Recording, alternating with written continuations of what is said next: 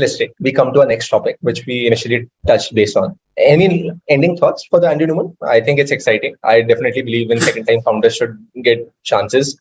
It just gives a great opportunity to understand how the founder psyche happens. And I also think $350 million is quite smart from A16z.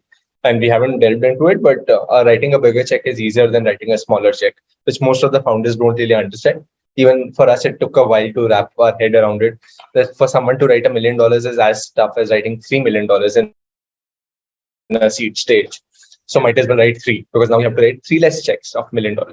But coming towards the seed stage, and that's the intro. One ending remark to that.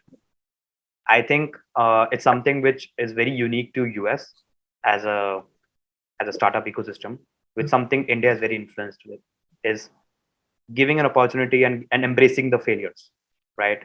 Which I find is highly lacking in the European culture, the way they're born and brought up. Like, this is again coming from a personal experience, not any statistics behind it. But again, they strive for perfection in the first go. They strive that for them, failure is a huge letdown. And I think this is very unique to US in terms of when they don't see bankruptcy, or when they don't see closing of startups, or things like that as a black mark on a person's profile, and keep on going on with new. All right. But just before we hop on to the next one, guys, what do you think about the valuation? Do you think Adam Newman's new startup is going to be valued like a tech startup, or like a real estate REIT, like a real estate investment trust, or what do you guys think? So right now they've already gotten a multiple of a non-tech startup, like 350 million at a valuation of $1 billion, right? So that's the realistic valuation they have already got for this big check amount.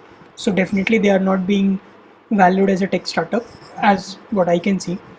We are not sure like how much part of that $350 million is a debt, or how much is equity, right? So I mean, these are the also he has put 300 million of his own in acquiring those 3,000 homes, right?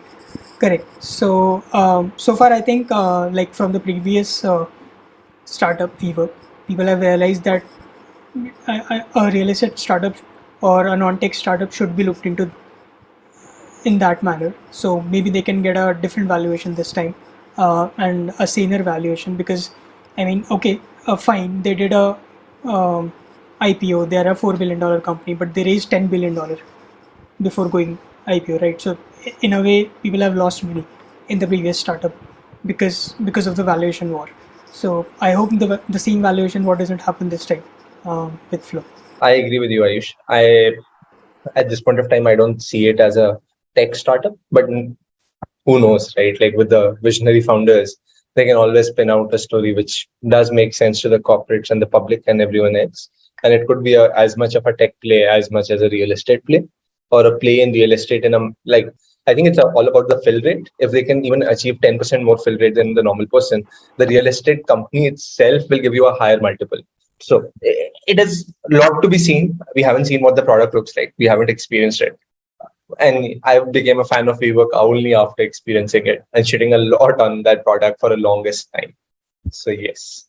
Also, guys, let's not forget, a lot for that experience. It's the magic kid. It's the magic man. It's Andrew Newman. He sprinkles his magic dust wherever he goes. He's a master salesman, and I've never I would compare his sales skills somewhere, let's say probably 80% to Steve Jobs. He's insane. Just look at his YouTube videos and you'll know why.